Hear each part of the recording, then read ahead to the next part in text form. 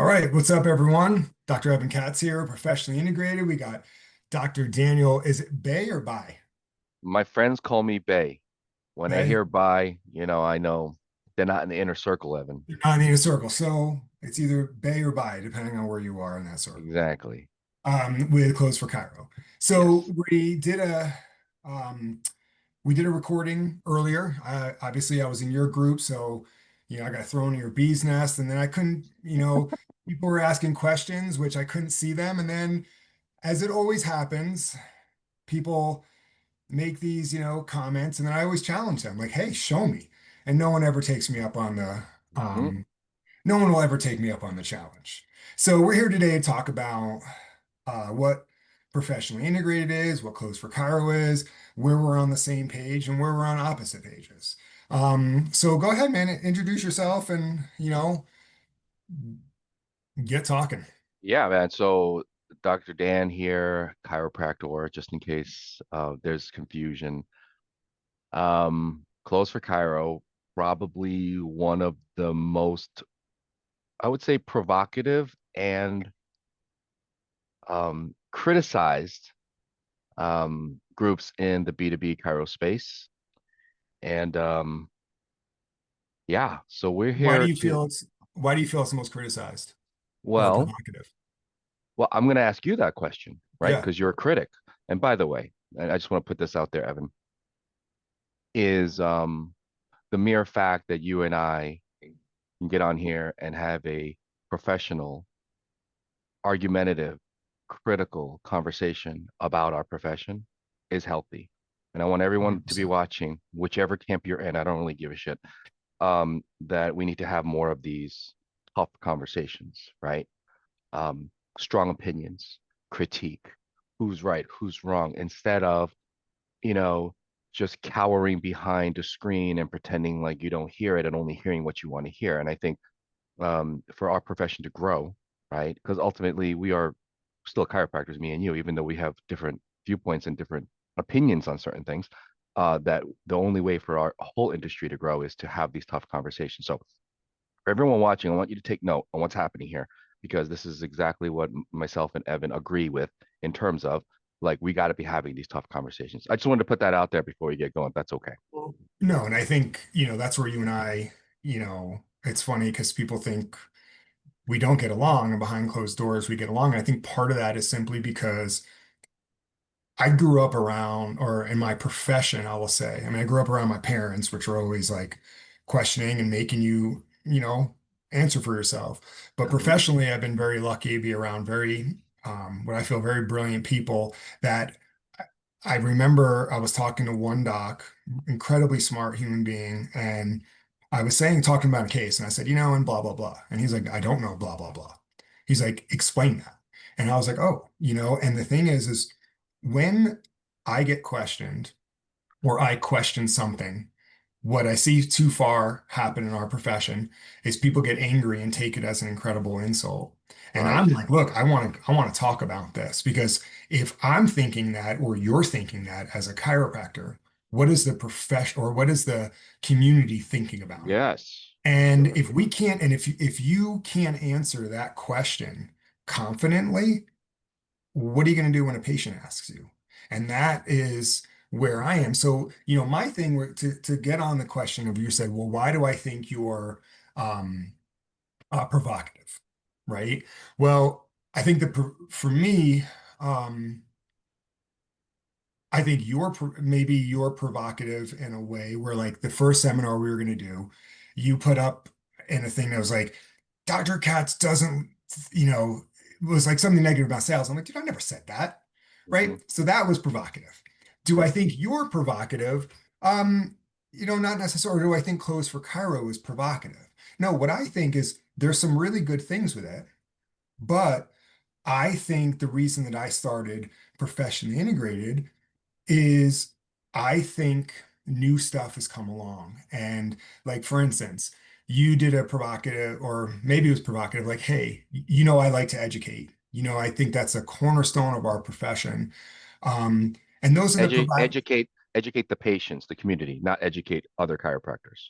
both, Okay, fine. Okay. right? Hmm. Both. Hmm. Um, And those are the docs that I want professionally integrated, the ones that want to be informed, the ones that want to educate more, the ones that want to be able to communicate and educate that education aspect, right? So you put up a post that was like, if you want to educate, you should have been a teacher, not a chiropractor, Hmm. right? So where like what does that mean? Is Okay. that saying we shouldn't, as chiropractors, we shouldn't educate? This is a great Yeah, springboard here because this is our rub. Evan, this is where you and I like we're gonna like lock horns and thing. And again, we're gonna argue our positions for the benefit of the people watching, right? Okay. Hence educating them. So I'm this going is to my educate my position. I'm not going to argue it. exactly. Okay, fine. Semantics. Okay, it's cool. So here's my position on this is and it's it's a culmination of my own personal experience, which is Mhm. still valid, and the culmination of what I've studied in modern marketing and sales and how businesses grow and how organizations grow, not just businesses. Um, and that's through, from what I understand and what I believe, is was never about the technical education of a product or a service or an organization. So let me give you an example that will help us. Like I'm sure everyone that's watching here has a favorite airline that they fly. You know what I'm saying? You have a Mhm. go-to. Mine is United, reluctantly, right? Because I'm based out of Chicago. Evan, what's yours? What's your favorite airline? You're in a, I forget, And I would you're say, let's say United, United, fine. right? Yeah. Also, because I have a car that gets miles. So, Exactly. There you go, right, right? So we right. have a loyalty to a certain brand or a product. But that doesn't necessarily mean we go to those particular products and services because we are educated on the technicalities of United. Like, could you tell me the thrust lift ratio of an A320 that you fly from here to here? No, I can't. I couldn't. I would have to look it up. But that doesn't make me want to go on the plane. Do I understand Bernoulli's principle of an airfoil wing that creates lift with a certain amount of airspeed? No, I couldn't really tell you that, but that's not the reason why I fly. So my whole position on this is that we have so many chiropractors out there who think the education of how chiropractic works, which by the way, we can all be in agreement, it's legit. There's plenty of evidence, not only just, evidence in your own practices, but published that I know Evan is very well versed on. Like it's there, but that's not the reason that people in the community are saying, yes, I think this doc is great and I'm going to continue with him. That's my argument. My argument, or what I'm trying to say here, is that people are buying and consuming things, including people in your practices, for something that is not technically related, is most often, if not all, an emotional decision that is not based off of the technicalities of it. I'm actually going to say that that's a deterrent from someone making a decision to be with you, is what I'm saying. I think that the more educating that you do, when I say education, I'm talking about how Chiro works, the peer studies, the technicalities of it. And listen, I was trained technically, okay?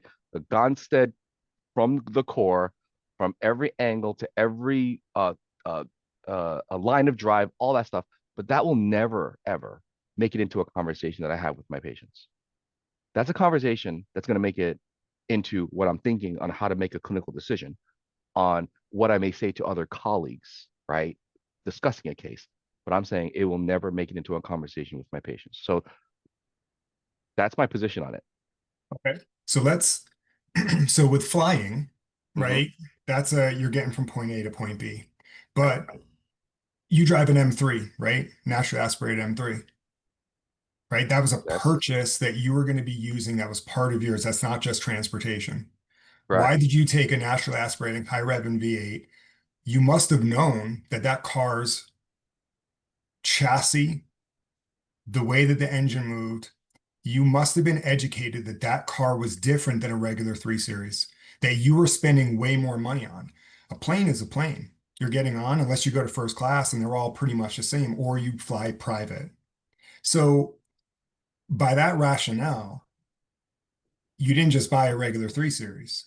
You spent more money on a different model that still gets you from point A to point B that you were buying, not just renting for an hour or two to get from point A to point B. You were educated on that M3 that it's different. So there's a difference between, hey, I need to just get from here to there, right? You can go to these ads that are like, come in and get popped for $19. So I don't buy that education doesn't have a place for you with United. Sure. Like, look, they all have to follow the same FAA guidelines. The goal when you travel is not to die when you get there. So the prices are about the same. You know that if I buy a United or a Delta, they have the same FAA guidelines. They have to travel this way. The tires have to be like this.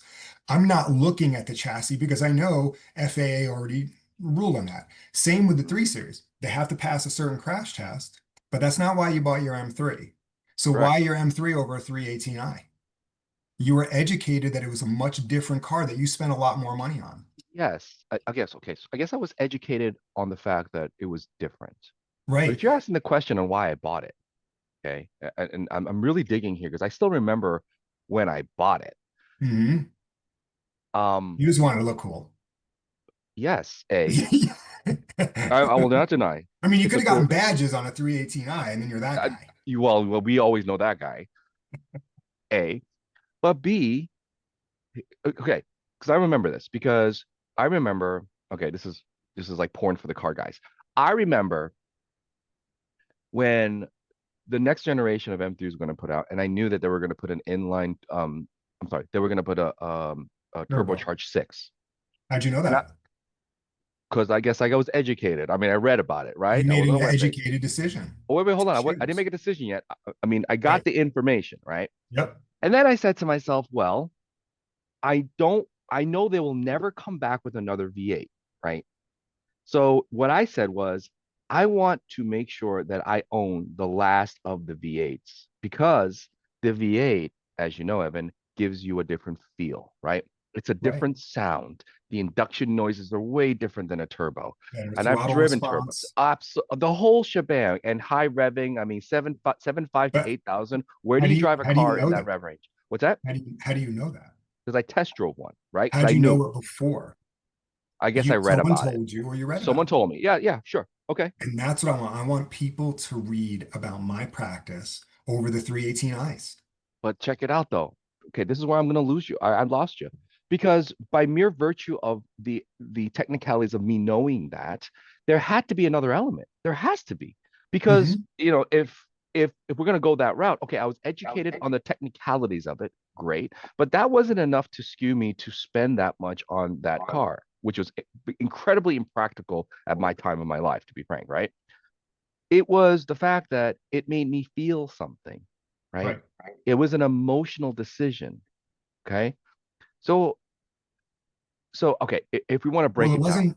it wasn't super emotional because you looked at the new motor coming out, the old one, which one you thought was better. But, with that being said, um, you mentioned that you feel, and I think this is where maybe this is our big disconnect, Hmm. is I think you feel that I'm educating on line of drives and how chiropractic works, right? Because that's what you Not said. really, but Oh, not okay. really. I wasn't referring to you, but Oh, no, no. I And was just and if you making. are, this could Hmm. be like the big disconnect. Like, Hmm. oh, right, because that's not what I try to teach and to do and what we do in our office. I don't say to people, hey, when I adjust you through this line of drive. No, what I do is when patients come in, they have a problem. Most of it, like I don't advertise, right? So Hmm. it's not like they're coming in because like, oh, I have this coupon or Right. use like they're coming in and they're there to get questions answered. Like, why do I feel this? Like All I right. have this. So Yes. Go ahead. what my site is to take the eh, not the, it sounds messed up, not the chiropractic um, science to say chiropractic works. We all know it works. Hmm. My site has hundreds of articles and webinars on why is your patient's particular spinal issue slash subluxation a problem, right? I'm not here to say like, hey, if I adjust you a PRS or I adjust, Atlas on the right, it does this. No, what I'm doing is saying, hey, you came in and you're complaining of, let's let's neck pain, right? We'll keep it super Whatever. Yeah. simple. Hmm. And then through your diagnostics, right? And I teach how to do appropriate exams to be able to determine certain pathologies or subluxations. And Hmm. then we have the information to say, hey, this person has neck pain that goes into the shoulder. And then here's research to show particular studies that talk about this spinal subluxation, published in Journal of Neurosurgery, Hmm. shows this causes your problem. So your pathology, Mary, why you're here, you have this neck pain on your exam, and here's your images. It shows this. Here's a study that it's very well known. And we know this. That's why you're in our office. Not only are we going to tell you this, but we can show you that this is what's being done. Now, here's how we're going to affect that area of your spine with chiropractic.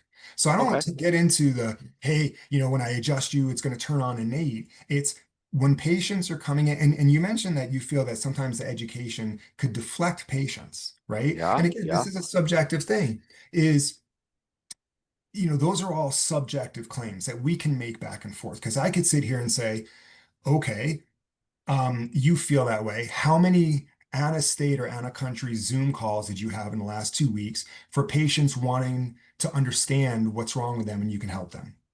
Do you get any of those? Oh, is Yeah, that like a I'm rhetorical asking. Yeah. question? Yeah. I'm Um, asking, like, do you get patients from out of state, out of the country in the last 2 weeks that say, can I set up a Zoom and pay for your time so you can explain to me my spinal pathology if I send you my images and they'll pay? Me personally, Yes. yes, I do. Yes, Okay. How many of but I you? mean, okay, I'm a bad example, but as an industry norm, I'm going to say very few to none. So I get those all the time, Hmm. right? It's a whole other service that us and other professionally integrated docs have because of the site. So to say that it's a deflection, there's a massive amount of patients that are out there that are being uneducated, blown off, not even by the chiropractic profession, Hmm. mainly by the medical profession. They go in with spinal issues, with health issues related to their spine, and you get the neurosurgeons, the orthos, MDs. It looks like nothing. And we have been able to establish, because of the information on the site, to get patients from all over the world and country doing Zoom consults, and then we try to find chiropractors. So to say that it's a deflection is hard for me to say, for me to agree with, because I could pull up my Zoom right now and show you, I think, four in the last week.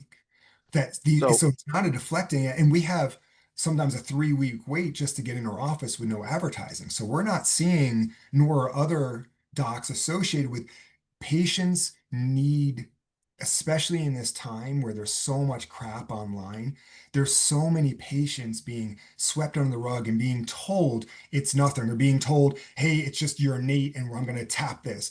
But no one is taking that, not no one, very few, very few. especially chiropractors, are taking the time to educate why they're sick. What does this true subluxation mean and how we can help? And that's what I do. So I don't find that as a deflection, because in our practice and in other docs that we help, we don't see that at all. It's an attraction. Okay, so let's tease this a little bit. And as we're getting to the core of this, I'm thinking, all right, I'm gonna save it for a little bit later. If you guys are watching this, this might get really good in a second. So, so the education part is really, if I may, a way to connect the patient's true want, need, or desire, right? To substantiate, to verify, to legitimize that the practitioner knows what he or she is doing and has the evidence, or, this is not the first time they saw it. Through what? Studies? Through, like, I'm confused. Like, when you say educate, what exactly, I just want to stay on this for a second. What exactly are we educating them on? If it's not about the technicalities of the work, right? You're saying it's not that. So, So, all right. So, perfect example. Pick a patient in the last week that came to your office with, we'll call it a neck problem and a right, symptom. got it. What is it? All right. What is it? So, I guess neck pain with radiculopathy, ulnar Okay. side. Okay. Okay. So why do they have radiculopathy? What's causing it? Are you asking me? Yeah, yeah. So like, let's say this is Oh, a real okay. patient, All right? right. Okay. Yeah. So they have radiculopathy. So now Hmm. so I think that's where, and again, I'm not saying this is you, right? I'm not saying that these are CFC docs. But a lot of docs will say that you have radiculopathy. And the patient's like, okay, oh, you have compression of a nerve root. Okay. Okay, so then the next question is, well, what's compressing it? How do you know it's being compressed? What area is compressing it? So what might compress that nerve root? And how do you determine what's compressing it? And then the very next question is, why did that area break down? What's happening? What do you see? What are you finding in your exams? And what do you see on their Hold on. images? Yep. Hold on. This is something you're telling the patient, or is this Oh, the no, well, doctor no, this is self-talking? no, no. This is you and I talking, Oh, okay, right? okay, got it, got it, Right, got it. right. I'm not asking All the right. patient like, why do you Okay, have got that? it. Right. Okay. So the question is like, you're saying they have radiculopathy. So now my question and where I come in with my site is to take that thought process and let's expand it. Let's make us better. Let's do a little bit more. So then the question is, and again, I'm not the doc that if you never x-ray or you never image, don't join my site, Hmm. right? I want to add in their history. I want to add in what you find on your exams for each particular spinal subluxation or problem and some imaging. So then the question is, okay, why do you have radiculopathy? What's causing it?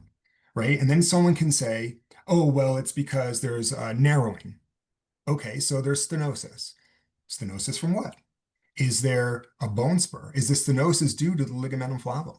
Is the stenosis due to long-term buckling and hypomobility? So then I'm going to determine that.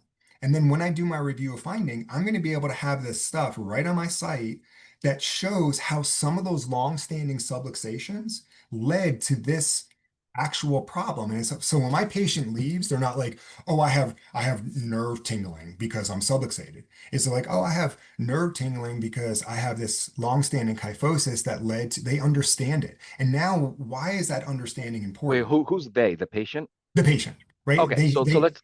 I want to Yeah, rewind. So the doctor does their assessment. They're doing the due mhm, diligence. They're using the site to get the connected dots, right, et cetera, et yep, cetera. And so connecting now the we're in front of the dots. patient, and we're at the review of findings of the ROF or day two, whatever you guys want to call it. Yep. And now the doc is doing what now with that information?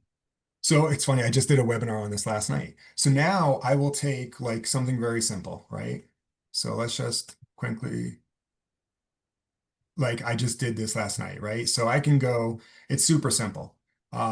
So let's say, Now hold on. Now, before you go, I want to make everything something clear. Uh, I am always looking at everything that we're doing from the perspective of the patient, right? And I think yeah, right. that's very, very responsible for us to do, right? So before we get down this rabbit hole, I just want to make sure perspective here. Everything that I see that's put out on the B2B Cairo side, when I see it and they tell me this is what I'm doing with the patient, this is what I'm showing the patient, this is what I'm saying to the patient, this is how I'm flowing the patient through my practice, I'm always going to be looking at that from the perspective of that particular patient. That's my job. That's what I do professionally, Mhm. right? So when I see something and or you're telling me, then I'm looking at it from what is the patient seeing. So if you can, Evan, can you just explain it from the perspective of if if I'm the patient, like what am I seeing? What am I hearing? What is being said from the practitioner, whether they're your docs Yep. or someone in the Yeah. in the field. You know what I'm So saying? so the thing is, you were saying you know, and you said you use scripts, right? So you have a script to talk to the patient. And I look at it, I'm like, well, okay, do you have a script that kyphosis causes stenosis? How do you know that? Do you have a script that the disc fragment could be causing the radiculopathy? Do you Hold have on.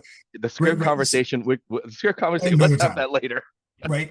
Okay. So But let's just there's also right. So with that, it's I want right. So our our practice and how we've kind of built our practice is patients that have been to everyone and they have no answers. Okay, They fair. don't know what they're under care for. They don't understand why they still have a problem. They don't understand why they keep going back 2 or 3 times a week. Yeah. So what we do is after we evaluate them, let's say we have their Mm-hmm. imaging, we're going to take their imaging and we're going to see where there's a problem and how that correlated to what their exam finding was, right? Got And it. what their exam finding, and Okay, most we're good. exams that chiropractors have are it's the worst thing in the world, and it's never going to validate your treatment. And we can get into documentation and notes. That's a whole other Hmm. topic. Right. But I also feel that documentation and notes is one of the best referral sources or the worst referral sources. Okay. I love sending my notes to providers that other chiropractors have seen, or because those providers are getting my notes like, oh, damn, no one's ever explained it like this. So Hmm. I'm going to send all my patients to this guy as opposed to the chiropractor that sent me this note that looks the exact same and looks canned, right? Right. So what we do is when a patient comes in and we do their exam, I'm going to sit down with them, and on our site we have areas where we can put favorites, and I'm going to talk to them about, hey, you have this problem on your image, you see this. Now, Mary, this is something that's been very well seen in our office, but take a look. Here's something from general neurosurgery that they actually discuss this as well. This is a very well-known problem. And this is Okay, what's time out. happening with spine. So that part is what you would call the education, correct? I mean, there's a lot more to it. But I'm saying, but that Depends. conversation, right? When you're having a conversation with a patient on what their problem is based off of your due Yep, diligence, right? And your knowledge and your expertise and your experience, and you're explaining the process and the problem to your patients in that manner, which you do currently because you are still in practice, still doing your yep, thing, right? yep. That's the part you are calling the quote That education. that's some of the education part, right? Okay. Because a lot of docs are saying what? Oh, you have a subluxation. You're subluxated, and you're like, okay, how do you know that? Oh, I did a leg check. Okay, does a leg check determine if you have radiculopathy for this particular pathology? Mm, So part of our education is to truly explain what their problem is, not not a blanket statement that I see. And again, I'm not saying this is you, but from when I was in mhm. school and I saw the scripts, I'm like, this is this. So this script is generic for every single person, regardless if they have a torn facet capsule or they have a kyphosis or they have those things with instability or a upper cervical or a vascular issue. It can. So the Right. site is to increase our knowledge, right? Like a lot of those scripts are, and this will probably soundbite, in a sense, are better businessmen than me for chiropractors because they're throwing this gigantic net that any chiropractor, regardless if you image, regardless if you barely touch them, regardless if you touch them hard, that's going to work. Mine is, hey, are we truly identifying what the true subluxation is, how it's affecting them both joint wise, potential chronic, neurovascular, vascular, central nervous system? Is there evidence to support that subluxation? Then how do you fix it? How are you Okay. going to get them better? And what I have found, and again, what's built our made our practice successful is patients are very smart and they are trying to find answers. And a lot of them know when they're being sold or scripted. So when they come to my office, and again, luckily we don't market that, where you say like we're going to close the deal. My deal's already closed. They're already coming in. They already know. They got told by somebody else that we can help them. That they're like, hey, I need to find out what's up. And then we apply this. And then the more informed a patient is about their healthcare, the better the outcomes because now they know what to do when they're home and how to Okay. keep that subluxation reduced, how to not increase it. And then we continue to educate them, whether we send them emails, whether we make handouts right from the site and the study, like all that stuff. So there's to say, what is the education is particular and specific to that patient that we can talk about and then use the science to be able to say, this is well known. This is a Hmm. well-known spinal pathology that has been shown to wreak havoc. Now, here's a study from Journal of Neurosurgery. You know how they're fixing it? They're fusing your spine. We can do that without fusing you, right? So there's a lot of different So, areas of all right. education. So I just realized something.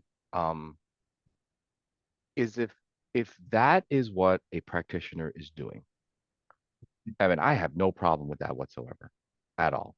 Here's the other part, and maybe me working with chiropractors now for the better part of 12 years, this is what I'm seeing, and maybe this will help your perspective, is that we have seen docs who have used cited journal entries, um, research, technicalities as the way to quote convince a person that this care is needed, as opposed to, okay, as opposed to someone utilizing that information, let's say that's on your website, right? To become better clinicians and understanding of the problem, right? And then use that as a source of their certainty that they're doing the right thing. Okay. Because let's be frank, if it was all about the information, why do you need a person? Couldn't you easily not even, see them, but just slide over a piece of an article and say, read that? I mean, couldn't we do that if it was just about the Well, information? well, I mean, that's the same. We could argue if it's a script, just send them a script, right? So Right. I would, right. So Okay. no, so in that context, and I agree with you. I've seen, dude, I get email, I'm not sure, to bring man. up I'm names, sure. Yeah. right? That's like, use this magic phrase Thing. or use this Whatever. code or Yeah. here's a macro, right? And Right. all these notes now are trying to use macros. Here's the problem. And I agree with you, man. That's a terrible way to go. What my site is like, look, you can make macros to put little things in your notes or maybe to use a sentence. That's an easy button. And this is again, I am not the easy button guy. I love chiropractic and what it's capable of almost more than I love myself. I want to Yep. raise the profession to say, look, macros, like that's cool, but shouldn't you learn it, understand it? And that's Mm-hmm. my site. Look, just take 5 to 10 minutes a week, listen to a new study that's on there and be like, this makes a lot of sense. I could think of 4 patients that this new information, this new study suggests is why these 4 patients' quality of life is down. Let me analyze that. Now you know it. So now you can take the information quickly from my site, put in your notes, but now you can express it because you know it. It's not just a macro. It's Yes. understanding our knowledge, and that's the Yeah. education. Hey, Doc, I'm 100% behind that. 100% behind that for the entire industry. I'm completely 100% behind that. But it's not easy. But it's not easy and it's not being done that way. And so before we get any further here, I am 100% behind a practitioner knowing to the best of their ability their trade, their craft, right? No problems there at all. Okay. I guess we're talking about the middle of the bell curve here, who is, quote, pushing that easy button. And the guy who's pushing the easy button, they will work with you and it would be ineffective or detrimental. They would work with me, they would be ineffective and detrimental, right? Across the board. Because it's not about the information or the service or the scripting or whatever. The person using that information and doing it the easy way is never going to be successful, and it's bad for the profession. So I'm good there. Okay. So I just want to unpack this for a second. Okay. And I just want to make a realization here. Couldn't it be that what you are calling educating, right, isn't actually, okay, the big umbrella of education, but in reality, isn't what we're actually doing here is an exercise in good bedside manner, right? An exercise in humanizing the technicalities of our knowledge and expertise, because obviously you're the expert, you're the authority, you're the credible person, right? With the degree, with the education, with the experience. Couldn't it be that what you're educating is that it's humanizing and translating that non-consumable information, educated information, into something consumable so that your patient across from you, whether they're on Zoom or in front of you, emotionally understands that Dr. Evan Katz is a badass. Dr. Evan Katz is a credible clinician. Dr. Evan Katz is an authority in his space. And last but not least, he seems like a really cool guy and I trust him, right? Couldn't that be what this whole thing is really about? Well, I think a lot of what it's about is that because it's taking the time to continue to increase our knowledge so that Fine. we can relay that information to the community. So the community is then further educated on how bad true spinal subluxations are and how Mm-hmm. many chiropractors can improve it. Now, as you were mentioning before, the middle of the bell curve, and again, this will probably be used as a bad soundbite, but do you really think that the middle of the profession are looking for easy buttons or the majority or the minority. I think, and that's part of my, what I have seen with all the presentations, and we have amazing docs, right? I think we have the best profession for most. I mean, I always say, most issues, spinal issues, and whether it's pain or it's, some organ function, it's due to a subluxation. Now, a subluxation could be a structural malformation. Then, if it's a structural, then structural neurological, we are structural neurological docs. Amen, So, man. right. So, what I see and what I have seen is the quick sales that you're trying to just sell to close to have someone come in, as opposed to patients are already closed from their friends and other docs that we've educated to say, wow, no one else is really explaining this. And I say this all the time, and other docs on my site is, you know, the selfish side of me is the businessman in me is like, oh, I love all the, and again, not saying you, all the script docs, because I never get tired of having patients wait weeks to get in my office and then say to me, how come no one has explained this to me? And I'm like, yeah, I don't know. Right. So from a business side, it's great. I'm not like, and we should all feel this way. This isn't cocky. I don't feel like I have any competition in my town, right? Hmm. I'm me. No one else is me. I want to try to better it. Do I think I'm better than anyone else in my town? No. This is how I do it. And I do it by keeping myself informed, right, with the information that I have on my site and giving it to other docs so that they can continue to own it. And then they can speak from the heart and talk to them. So it's getting the patients to truly get an understanding of what these true spinal subluxations are. And it's not a chiropractic thing, right? That's what's crazy is, oh, that's bullshit. It's, the surgeon or the MD, and I don't care what they say, but just to bring in another profession, oh, that chiropractic like, oh, well, here's a study from Journal of Neurosurgery. Here's a study from Spine. These are medical journals. And look what it's showing that this exact pathology that can Hmm. be corrected with chiropractic is identified here and correlates to their symptoms. So why are you not talking about it? We Hmm. have the answer because they have nothing to answer. Right. That is the point of my site, is to keep us informed and educated, and just, a rising tide lifts all boats, man. And then that's the thing where, like, and not again to sound arrogant, but uh, we routinely get 20 to 50 grand on patients. We do no help. I'm in no insurance networks. Hmm. And we try to educate. And the amount of times I've had to go to court to be an expert on chiropractic, why is chiropractic necessary? Is the way that I treat, the way that I educate, the way that I document, I can do that. The way that, in my experience, with looking at hundreds of notes and trying to help docs, there's only 2% of us Hmm. out there that can actually go on the stand and do that effectively because we haven't taken the time to have our practice catch up to what we know. And my site is to give you everything that you already know. You know that these spinal pathologies are a problem. Now I'm giving it to you real quick. You can make handouts, put in your notes, listen to a video, learn, and then it comes organically.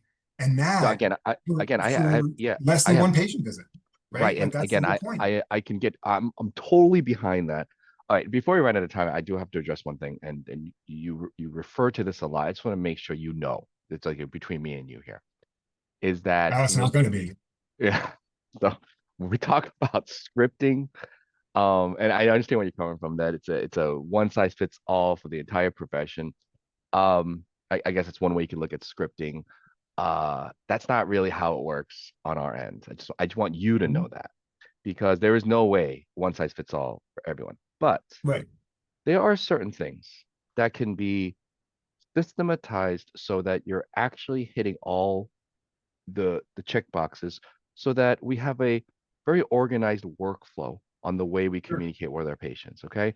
So, and one of the things that we say behind the scenes is, and if you ever train with us live, you'll hear this. It says, the purpose of scripting is not to be scripted, right?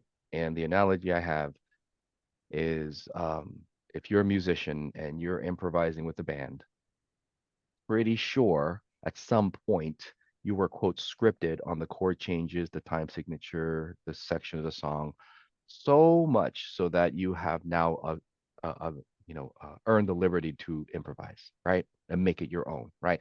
So for those people out there, and I totally understand, like, yeah, they're scripted where they're literally saying the same thing, the same case. I mean, I've heard stories of people using the same fucking lateral cervical for every new patient. Okay, I hate to put that out there, but Like they're using not the patient's image. yes, yes. I Yeah, mean, that's fraud. I mean, that's fraud. that's fraud. I understand Right. what I'm saying. That's Right. malpractice. Exactly, exactly. And but that's not what we're talking about here, You've right? heard that? Yes. My gosh. Okay. Yes. Okay. Or See, the that's the same, easy button. that's the easy button, or the same scans, or I mean, just some wacky Yeah. shit. And I hope this doesn't get onto the general population. This is just for us, right? Like behind the scenes, Cairo to Cairo, like we got to talk about this shit, right? Because we can't pretend that doesn't happen. And Well, I mean, every profession has. I mean, totally, look, yes. there was that guy, that medical doctor in Texas who just got sued for like 30 million. Did you see that? I Because he heard, was I like heard, giving I heard. like I know, so it's not I if know, this I does get know. out, it's not a chiropractic thing, it's a rare Yeah. case, but every profession has horrific human beings. Totally, totally. I mean, Yeah. more than easy, but just straight up fraud and Right. manipulation and criminal, right? Right. That's But criminal. yeah. So I guess what I'm saying is that like when we talk about scripting, I know you have a big issue with scripting, and I totally understand because I feel those questions all the time too. Is the purpose of scripting is not to be scripted because preparation is everything, just like you, right? If a doc is prepared with the problem, the solution, and everything and the intricacies of whatever, they're better prepared, correct? Right. And then whatever comes out of their mouth or their process and their procedures in terms of taking care of that patient, their outcomes are going to be theoretically probability higher than the person who's not prepared. You know what I'm saying? Exactly. So, right. And that's the whole point of my site. Like, for instance, did you see they did what's called on a New York University hospital, it's called a state of art review. Did you see that on No, spine? no. Okay. So this is why you should be a member on my site. You just talked about prepared. They just did one of the largest studies at a New York University hospital that talks about change in spinal alignment and how it's one of the largest factors for poor outcomes. Hmm. And this was at a New York University hospital neurosurgery and three other neurosurgical universities, I think. And to be prepared, that's the whole point of my site is I agree with you. Like, maybe you should change the word script. It's be prepared, right? Like, how do you be prepared? By consistently working harder than the next person. And easier and harder doesn't mean hard. It's just you're doing a little bit more, right? So I have a study on my site that I break it down with a video. While you're on the toilet, you can listen to it. Now you're like, I'm a little more prepared to talk about this. I'm a Right. little more prepared to add this to my notes. I now have to give it to my patient, and now the patient is prepared to understand what's wrong. The patient is prepared to answer a little more questions when their primary care is like, why are you going to this crazy chiropractor? Oh, because I have this, and they understand it. Oh, he sent me here, take a look. Are you aware? Are you aware of that? Primary, oh no, I'm not. So I think the reason that you're asking is because you just don't know, but my chiropractor seems to be a little more informed. Hmm. And I'm gonna that's add the a point of my site. I'm, I'm gonna add a qualifier for all those who are listening right now. Is if and we see this on our side too. If you think just citing sources to win an argument or to prove a point, I think that that is a travesty as well. It may not be malpractice, but that's certainly not the way it should be done.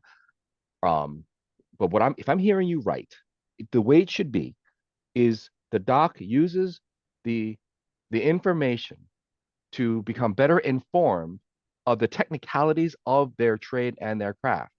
Thus, the output, better preparedness and certainty to be able to help that person, right?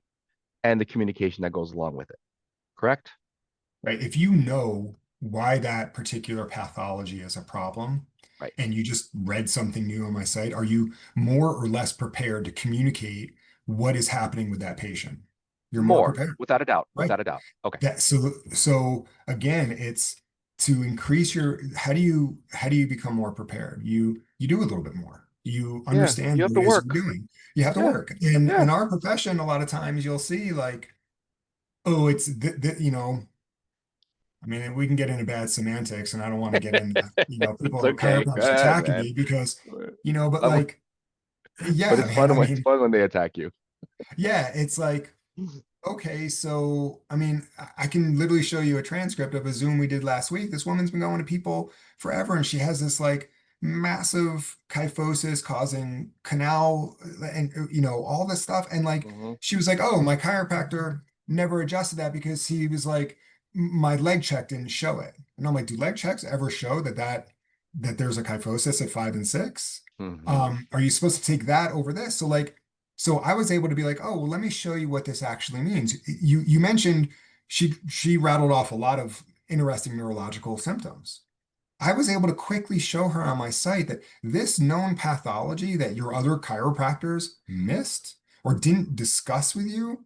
Do you know that there's studies here, look, that it actually causes a change in the microvasculature of your central nervous system? And you're talking about you're having trouble with your legs and other things, and you had like, let me show you, this is a very well-known problem. Why? Well, why did they miss it? I don't know why they did something. It's not for me to say. What I'm telling you is the reason I'm identifying that is one, I was prepared because I'm the one that put all the studies and broke them down. So I'm to make it easy for other docs to now be prepared. So when that patient walks into a professionally integrated doc office, that doc is like, oh, I'm prepared for this if you Right. put in the time. Now, my site's not going to help anyone if you don't use it, right? It's the same Right. thing I tell patients like, look, are you mad at your car, the patient that only comes in once a month when you told them to Yeah, come in yeah, three yeah. times a week? Like, Yeah. you need to use it, right? Work Yes. out, put in a headphone, right? So and maybe that's the thing. Like, and again, I said not you because I haven't heard quote unquote your scripts, but in school and others, when I've took, I'm like, wait, I'm supposed to say this? I was like, I'm like, I'm not doing this. Like, Right. and again, I That's not feel like right. That's not we quite have how it so works. much more. Right. Right. Well, maybe not with you, Right. right? I can only But speak we on what I both do, right? know, but we both know that's how it works in others. Yes, yes, Right. absolutely. And again, even on the research and the documentation and the education side, you know, sliding a piece of research to the patient and say, "Oh, read this later on." That's not working either. That's not You know gonna what I help. mean? Yeah. No. So I mean, across the Nope. board. Okay. So Well, and I'm also like almost, the quick macro, yeah, that I totally. see these notes or some of these quote unquote PI gurus who've Yeah, never yeah. even been to court, like use this macro. And I'm like, okay, well, let's back up. Like, Hmm. why is that macro important? And what does it mean? Right? Right, It's not there just to support your care. It's there for you to be able to explain and show and reflect in your notes that why this person isn't as healthy as they should be and why your care can affect that, can change right. that, can slow Yeah. that progression down. Yes. And again, I'm totally behind that. Unfortunately, that's not how it's done. But if it was, I'm totally behind it. Okay, here's That's why I'm my trying to yeah, change it all. there you go, man. There you go. So here's my closing thing because I got to get off real soon. But um, so I think, Evan, what's actually happening here is I remember this happening on our first call. It's like a lot of semantics issues. All right, I think we're past that. I think it's really comes down to the tool and the execution and the delivery of the tool, right? As opposed to just thinking the tool itself is going to save your practice and your business. Because I see it on both ends. Secondly, is I think I'm a little better informed about what are considering education. Okay. I can tease this down to actually what it is. Nothing bad, but it's certainly a lot more than education, right? It's about certainty, authority. It's about credibility. It's about doing the fucking work, right? Oh, for Not sure. being Oh, lazy 100%. about it. Okay. Oh, So there's, if that's what you call education, I'm all for that.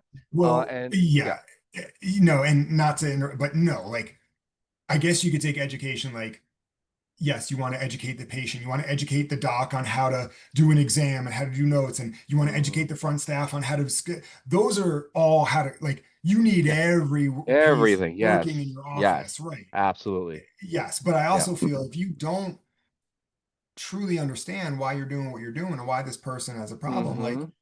there's no confidence. When you don't have that confidence, Right, and now having the stuff that I put on my site is not just increasing confidence for the provider, it's increasing confidence to the patient. Like, oh, this is a known pathology. They've studied this. right. That's incredibly powerful because I know when I go to my, any provider, I'm like, oh, I mean, look at the COVID thing, right? Right? Right. most chiropractors are like, dude, there's no evidence of that. Like they're saying it's safe and effective. Where it's never been studied, how do you know it's safe and effective? Right. And But now then, everyone's looking for it. Yeah. but but in our own office, you're afraid. You think patients when you're in your office, they don't want to see studies just like you wanted to see with COVID? That's crazy. So you're at the same chiropractors the last time I was on with you that were attacking me are Hmm. the same ones that were asking for safe and effective information and research for the COVID vaccine, but their patients are asking for the same thing. I'm here to give that. Yeah, I don't think that's what they were attacking you on. I have to go back and look. But maybe say that for another call. But Mhm. um, okay. I think the last time I think the conflict was also about should we sell or not sell. That remember that was Well, yeah, that was it was another the yeah, umbrella of like yeah, you're like, okay, well, right. education is a form of selling. And I'm like, Right, okay, right, people right. That call was it that that. argument or that Yeah, that that debate, whatever you want to call it. But yeah, um still pretty a compelling conversation if you really want to think about it. Uh nevertheless, dude, Gustav, hey, listen, this helped me. I understand you like that much better. Okay? That's good. good. Okay. I have this Hopefully, much more to be understood. dude, I understand. I understand. We're probably I can say this by myself. I don't know about you, but I am definitely one of the most misunderstood people in the profession. But I kind of signed up for that. Oh, So that's okay. I That's mean, I'm okay. sure some people love me and some people hate me, but all I know is like I feel I'm just protecting and defending chiropractic and That's validating right. it. Hey, Like you and want to get that's why mad you're at my me, like, yeah, okay, and that's why you're my man. Okay, even though I don't agree with everything you're saying, and vice yeah, versa, you're my man. You're my man, just for that and back because at you. We're not, yeah, you're never and going to agree we're with everyone that's right, and that's okay. That's 100% of the totally time. Yeah, okay. it's Does okay. anyone have wives or spouses? Like, yeah, they'll love each other. But my gosh, like, how many disagreements could you possibly have? Totally fine. But as long as, like, again, I'm gonna bring the full circle that two people can still openly disagree about stuff, hash things out like we did today, but ultimately under the umbrella of taking this profession to the heights that it deserves to be after 100 friggin' 20 years. I'm all about that, And if we in our generation, Evan, leave our profession in a way better place than we started it, then we good to go, man. What else can we do? And that's the goal is I want to, and the way that I feel we do that is by, in my term, informing and educating each patient about why spinal pathology are a problem and why chiropractic should be seen when you have a problem, but more so before, because there's so much evidence that I have on my Hmm. site that shows these issues will lead to problems. And that's the whole Right. point. It's like Yep. how do we help? Why are these things a problem? That's right. Why is what we do better than some pill or an exercise that some Hmm. PTs are getting? And on my end, if we can get the majority of the marketplace, the mass population, and the doctors in chiropractic to sell and market not only effectively but ethically and efficiently, where everything is alignment without fraud and trickery and manipulation that is so rampant in our profession, It's then now I'm it's good with that too. You know what I'm saying? yeah, man. So I'm good with that That's too. a I know. long I topic. know. If we're going to talk Dude, about the I know. absolute, Yeah. And it hits on my desk more than it probably hits yours. I'm not sure, but we can probably compare notes. But I Evan, don't dude, I know, gotta go. man. But All thanks right, for having me, man. I awesome. appreciate it. Yeah, dude, I'll get this out, and so good to talk to you again, man. Awesome. See ya. Awesome, my man. See ya.